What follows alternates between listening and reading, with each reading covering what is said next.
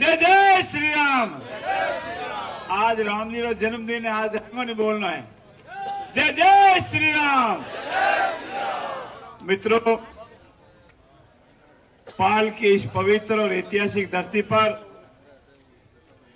इस धरती ने जहां हम बैठे हैं, अनेक जनप्रतिनिधि हैं, जनप्रतिनिधियों को आशीर्वाद दिया है।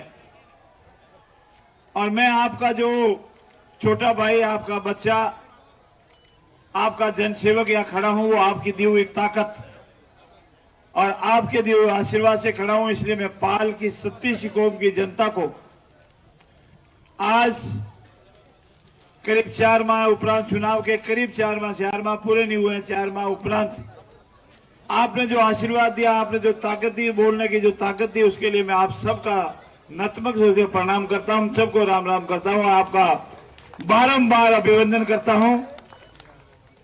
समय की गति अपने अनुसार चलती है। रात्रि 10 बजे के बाद माइक बंद हो जाता है। और ये खेमा का कुआं में एक बहुत बड़ी ऐतिहासिक सभा भी रखी गई है। हमारे यहाँ तो गजुबना अनेक बार आए हैं, किसी न कोई कारण से, संयोग से उस खेमा के कुआं की सभा में 2-3 बार नहीं जा सके। इसलिए मैं पाल की 37 कौम की जनता से हाथ जोड़ के एक चीज की क्षमा चाहता हूं कि अगर आप परमिशन दें तो मेरा पूरा समय, मुझे जो बात कहनी थी, मुझे आपने खूब आशीर्वाद दिया और मैं इतना विश्वास दिलाता हूं, चाहे बिजली हो, सड़क हो, पानी हो, जो भी है, हमारा ये काम, हमारा रोज को हमको करना है। आप और हमको रोज साथ बैठना है और हमको करना है। मैं अपनी खुद की जिम्मेवारी लेता हूं, राजस्थान सरकार की जिम्मेवारी है, जनता के संबंधित जो भी कार्य है। पेयजल की समस्या हमारे यहाँ है, सड़कों की समस्या हमारे यहाँ है, पर अब की बार जो वोट है वो अलग तरह का वोट है। और मैं, अगर आप सब परमिशन दें तो मैं सीधे ही आदरणीय गजेंद्र सिंह शेखावत, 1 मिनट भाई, उन्होंने कहा है, मुझे तो जो भी आप लोग को, मुझे तो नहीं पता, आप सब परमिशन दें तो मैं आदरणीय गजेंद्र सिंह जी से निवेदन करूंगा कि वो खड़े होकर के प्रणाम करके अपनी बात कहें। आदरणीय गजेंद्र सिंह जी शेखावत साहब, बोलो जय जय श्री राम। पाल की इस धरती पर हमारे माननीय केंद्रीय मंत्री जी का बहुत बहुत स्वागत और अभिनंदन। केवल आधे सेकंड में अपनी बात कहूंगा। कांग्रेस के लोग यहाँ आए थे, मीटिंग ली थी और उन्होंने इस मंच से घोषणा की थी कि साहब गजेंद्र सिंह जी ने यहाँ कोई काम नहीं किया। पालगांव के लोग यहाँ बैठे हैं, वर्तमान में जो ग्राम पंचायत है वो सरपंच कांग्रेस को सपोर्ट करते हैं, अपनी अपनी विचारधारा है, कोई ऐतराज नहीं। लेकिन माननीय गजेंद्र सिंह जी शेखावत ने इसी ग्राम पंचायत को 10 लाख रुपए शमशान में सभा भवन बनाने के लिए सेक्शन किया और हॉल बना है। इस मंच से उनको कहना चाहिए था। देखिए, काम के मामले में कोई कमी नहीं। जिस समय मेघवाल समाज का सभा भवन बना, पंचायत समिति से बना, तो माननीय गजेंद्र सिंह जी, जोधाराम जी का आशीर्वाद था, तब बना। भील समाज का सभा भवन बना, 10 लाख रुपए की सैंक्शन हुई, इन दोनों का आशीर्वाद था, तब बना। और भी कई जातियों से बने। मैं ये नहीं कहता सबका काम हो गया। हमारे पालगांव के शमशान के अंदर हिंदुस्तान की सुप्रीम कोर्ट का आदेश है कि अब जाति के नाम पर कोई शमशान नहीं रहेगा, अब सबका, सभी जातियों का शमशान रहेगा और जाति का नाम हटा देंगे। लेकिन यहाँ सब वर्ग के लिए अलग अलग से शमशान में, वो जतिया मनी सब जानते हैं वो किसके प्रयास से बनी, इनका आशीर्वाद था तब जाकर बनी। मेरी बात का समर्थन करते हैं तो बोलिए भारत माता की, भारत माता की। और मैं इस मंच से कहना चाहता हूं कि कार्यकर्ता में देखिए ताकत होती है।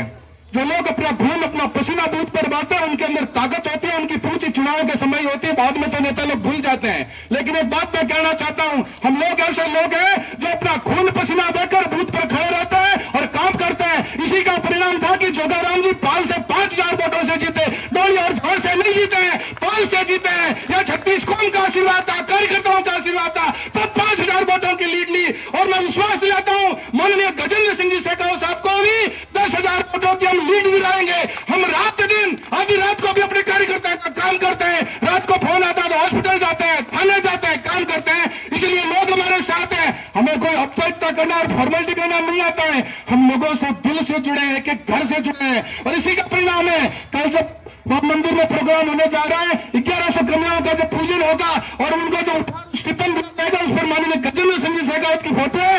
यह इस बात का प्रतीक है कि कार्यकर्ता की भावना के साथ जुड़ा है। माननीय मंत्री जी को बोलना है, लेकिन जिस गांव में भी हम जाते हैं वहां 2-4 लोग हमारे प्रमुख लोग होते हैं, उन सबको बोलना चाहिए, लोकल लोगों को बोलना चाहिए, ताकि क्योंकि वोट देने वाले वही लोग। मैं जगराम जी का बहुत बहुत स्वागत और अभिनंदन करता हूं। और अंत में यदि मेरी बात का समर्थन करते हैं तो दोनों हाथ उठाकर बोलिए, भारत माता की, भारत माता की, वंदे। बहुत बहुत धन्यवाद। वीरसान जोश आएगी, जोशीला आदमी है और जोश के साथ काम करते हैं, इसलिए जोश आ जाता है। स्वागत करने में पछे 2 मिनट तो हम उबा हो गया, 2 बार तो उबा कर बैठा दिए तो मैंने भी जोश आ जाए कि स्वागत करना करते। और मारे हुए है कि मैंने 9:30 बजे गांची कॉलोनी में एक मीटिंग में जार भाषण देना है। गांची कॉलोनी रो प्रताप आई पाल गांव री मीटिंग रो कोई जोड़ हो हमारे 3 चुनाव, और चुनाव में जाऊं 8 भाषण दे जाऊं ने उठ पोगू जितने 10 बजा माइक बंद हो जाए तो आपके पे मैंने ओढ़ मत दियो। मैं हमारा आयोजन रस्ता हूं, आयोजन उठे कम 700-800 लोग बैठा। फिर साहब देखो पाल जाओ फिर माइक बंद हो, यहाँ पछाओ इन वास्ते में पहली अब फटाफट आपने इन वास्ते में जल्दी करी। सम्मानित मंच, क्योंकि मंच तो लंबा सब्र नाम ले तो हाथ पे नाम लिए ही जाऊं। और इन देवतुल्य सभा में विराजोड़ा सारा पितातुल्य बुजुर्ग, युवा साथियों, मातृशक्ति, पत्रकार मित्रों, मैं कोई लंबी चौड़ी बात नहीं करूं, कोई भूमिका की बात नहीं करूं। आज भगवान राम जी रो दिन है और आज रो रामनवमी बहुत विशिष्ट है।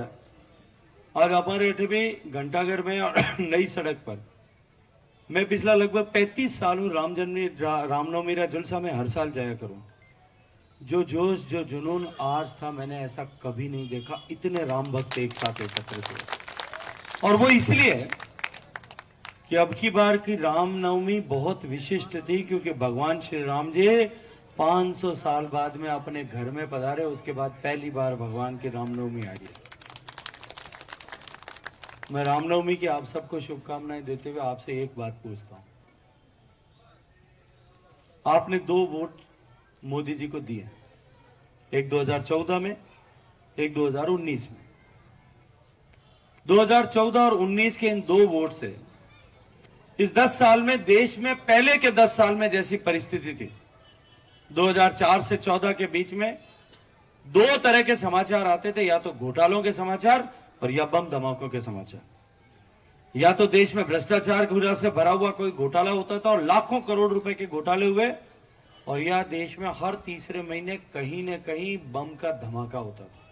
कभी मंदिरों पर होता था तो कभी हमें आर्थिक गतिविधियों के केंद्रों पर होता था। मैं तो थाने एक बात पूछूं भाई, थे 2 वोट दिया मोदी जी ने 10 साल में, ये माता हाथ रखो और भगवान राम जी रो दिन है, राम जी ने साक्षी मान, जितने खड़े हैं और जितने बैठे हैं वो सब लोग मुझे एक स्वर में बताएं कि आपके 2 वोट से इस देश में फर्क पड़ा कि नहीं पड़ा, इस देश में बदलाव हुआ कि नहीं हुआ, इस देश के गरीब के घर में जो है वो अंधेरा छट करके उजियारा हुआ कि नहीं हुआ, देश के गरीब के घर में परिवर्तन आया कि नहीं आया, देश की सीमाएं सुरक्षित हुई कि नहीं हुई, देश में भ्रष्टाचार पर लगाम लगी कि नहीं लगी, देश में भ्रष्टाचारी चाहे वो मुख्यमंत्री होगा या सामान्य आदमी होगा वो जेल गया कि नहीं गया।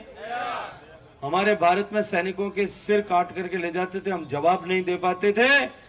2 घटनाएं पाकिस्तान प्रायोजित आतंकवादियों ने भारत में पिछले 10 साल में की, दोनों बार उनको सटीक जवाब दिया कि नहीं दिया।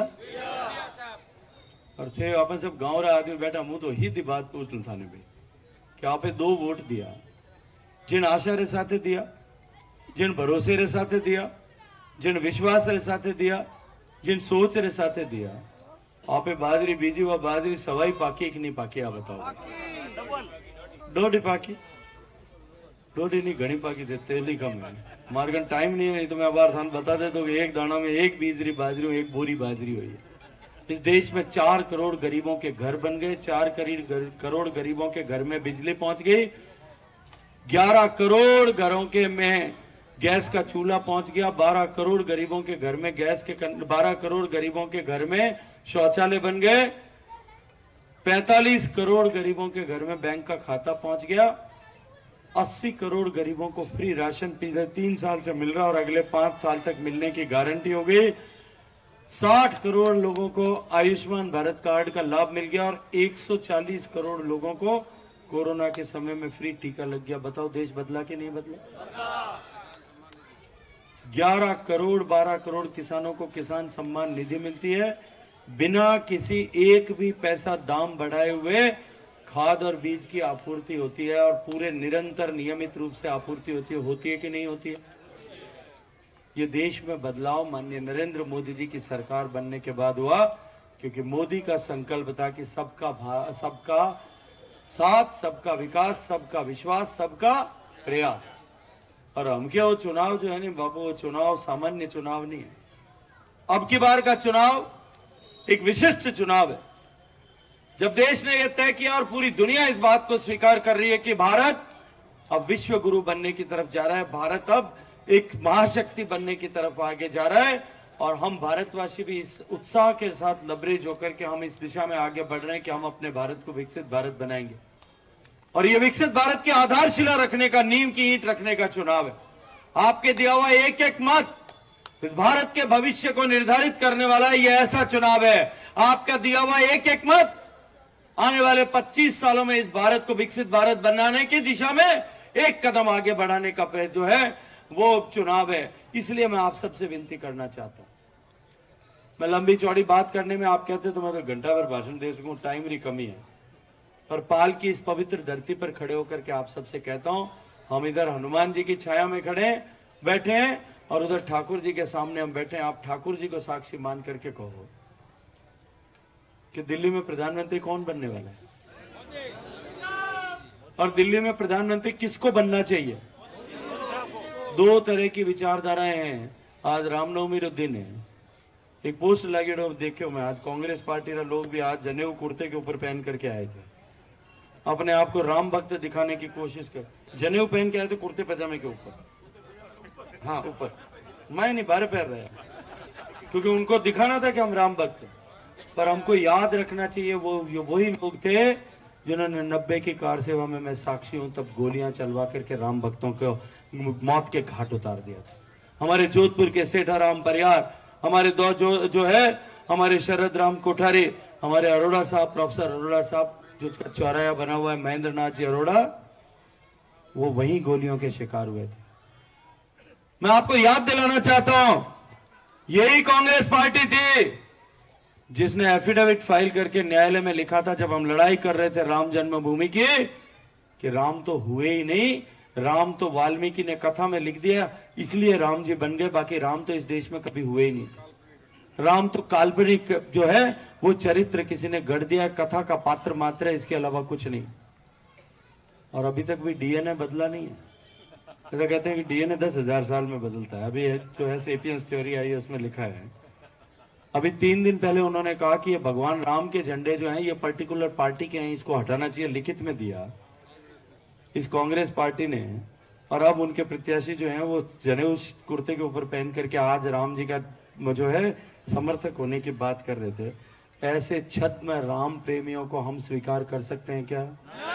जिन्होंने हमारे राम को रोका उनको हम स्वीकार कर सकते हैं क्या? जिन्होंने रामलला को तंबू में बिठाए रखने का पाप किया उनको हम स्वीकार कर सकते हैं क्या? जिनका राम निकल गया ना, जिन्होंने राम को निंकार किया, उन्होंने 55 साल देश में राज किया था। पिछले 10 साल में जब से राम को उन्होंने नकारा, उसके बाद में 55 सांसद जोड़ने के लिए किस किस के सामने हाथ जोड़ते हैं, किस किस के साथ में समझौता करते हैं, आप सब जानते हो। इसलिए मैं आपसे कहना चाहता हूं कि अब की बार का चुनाव भगवान राम को साक्षी मान करके निर्णय करने का चुनाव है। अब की बार का चुनाव राम राज्य की स्थापना का चुनाव है, और राम राज्य की स्थापना केवल राम जी का मंदिर बनने से नहीं होगी।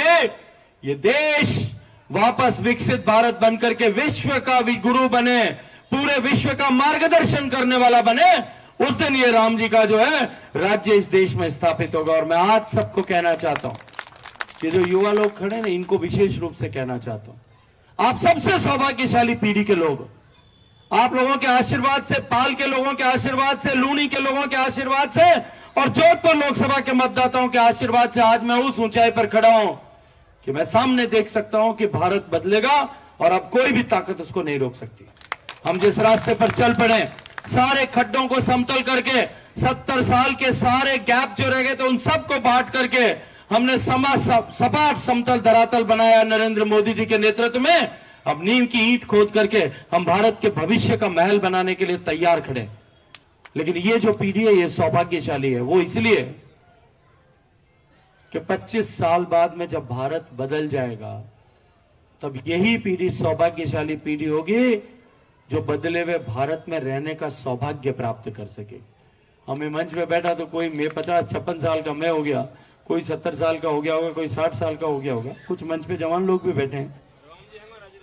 राम जी तो राजी रहा कि पर तो ही हमें भाई टाबर लाओ ले जड़ो, मैं थोड़ी ले सका बैठे।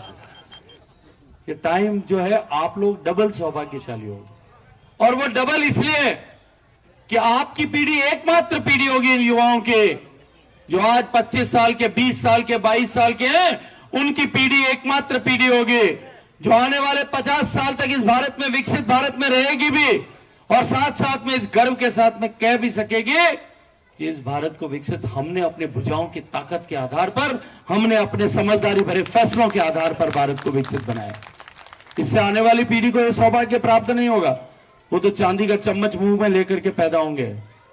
आने वाली पीढ़ी ये सौभाग्य प्राप्त नहीं कर सकेगी, ये नहीं कह सकेगी गर्व के साथ में कि हमने देश को बदला है, वो सिर्फ बदले हुए देश में रह सकेंगे।